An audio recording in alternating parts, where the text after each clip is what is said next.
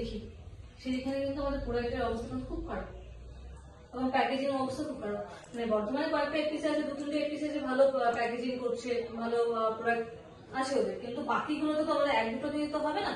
কারণ স্যার ইতিমধ্যেই কিন্তু বলে দিয়েছেন যে আমাদের এখন প্রচুর মেলা বা বিভিন্ন ইভেন্টে আমাদের পার্টিসিপেট করতে হচ্ছে, সেই অনুযায়ী আমাদের প্রোডাক্টের ডিস, কারণ এখন যারা আছে সেই অনুযায়ী আমাদের কম্পিটিশনটা অনেকটা বেড়ে গেছে। এখন আমাদের সিবিবিওর 37টা এপিসি যে প্রোডাক্ট লেভেলিং বা যে প্যাকেজিং বা যে কোয়ান্টিটি আমরা প্রোডাক্ট বা যে প্রোডাক্ট আমরা তৈরি করছি সেগুলো কিন্তু বাকি সিবিবিও বিক্রি না করতে পারে, সেটা নষ্ট হবে। তো আমার 20,000 টাকা নিয়ে নষ্ট, আমি কেন জলে দেবো? আমার অনলাইনে হচ্ছে, আমি অফলাইন দেখি। প্রচুর গালামালের দোকান আছে, প্রত্যেকটা এরিয়াতে গালামালের দোকান আছে, হোলসেলার আছে, তাদেরকে আমি সাপ্লাই করবো। সেই জায়গাটা সোর্সটা আমাদের তৈরি করতে হবে। সেখানে সিও অ্যাকাউন্টেন্ট কেন রেখেছি আমরা? সিওদের 25,000 টাকা স্যালারি কেন দিচ্ছি? আসলে তারা যদি মার্কেটিং না করতে পারে বা বিজনেস যদি না করতে পারে, তাহলে আমরা কেন রেখেছি? তাদেরকে স্যালারি কেন দিচ্ছি আমরা?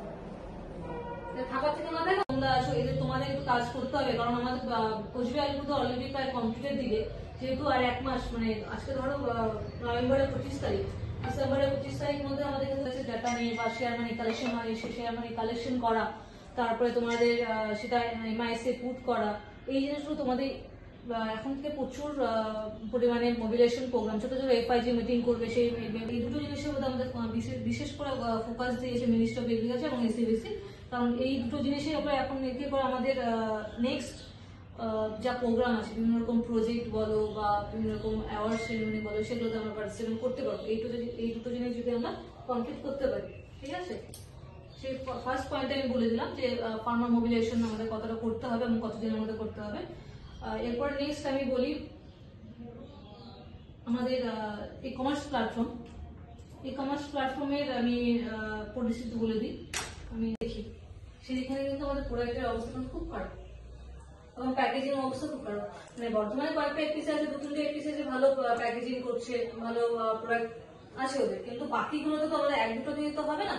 কারণ স্যার ইতিমধ্যেই কিন্তু বলে দিয়েছেন যে আমাদের এখন প্রচুর মেলা বা বিভিন্ন ইভেন্টে আমাদের পার্টিসিপেট করতে হচ্ছে, সেই অনুযায়ী আমাদের প্রোডাক্টের ডিস, কারণ এখন যারা আছে সেই অনুযায়ী আমাদের কম্পিটিশনটা অনেকটা বেড়ে গেছে। এখন আমাদের সিবিবিওর 37টা এপিসি যে প্রোডাক্ট লেভেলিং বা যে প্যাকেজিং বা যে কোয়ান্টিটি আমরা প্রোডাক্ট বা যে প্রোডাক্ট আমরা তৈরি করছি সেগুলো কিন্তু বাকি সিবিবিও মার্কেটিং এর জন্য সবাইকে কনফারেন্স করছি, যেমন খন্ডগোল বা সুপার বাংলার সাথেও বিভিন্ন জায়গায় ওরা কথা বলছে অফলাইন মার্কেটিং এর জন্য।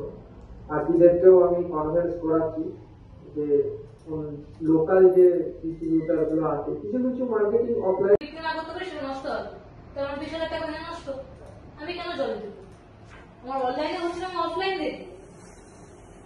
প্রচুর গালামালের দোকান আছে, প্রত্যেকটা এরিয়াতে গালামালের দোকান আছে, হোলসেলার আছে, তাদেরকে আমি সাপ্লাই করবো। সেই জায়গাটা সোর্সটা আমাদের তৈরি করতে হবে। সেখানে সিও অ্যাকাউন্টেন্ট কেন রেখেছি আমরা? সিওদের 25,000 টাকা স্যালারি কেন দিচ্ছি?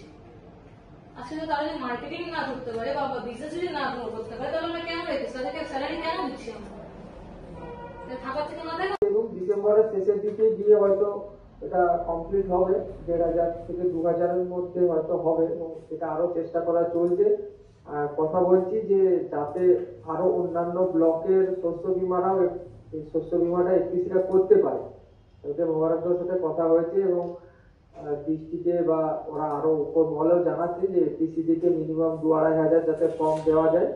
ওরা কোনো টাকা বা পেমেন্ট পাবে না, শুধু ফার্মার এনগেজ বাড়ানোর ক্ষেত্রে মার্কেটিং এর জন্য সবাইকে কনফারেন্স করছি, যেমন খন্ডগোল বা সুপার বাংলার সাথেও বিভিন্ন জায়গায় ওরা কথা বলছে অফলাইন মার্কেটিং এর জন্য। আরটিদেরকেও আমি কনফারেন্স করাচ্ছি যে লোকাল যে ডিস্ট্রিবিউটার গুলো আছে, কিছু কিছু মার্কেটিং অফলাইন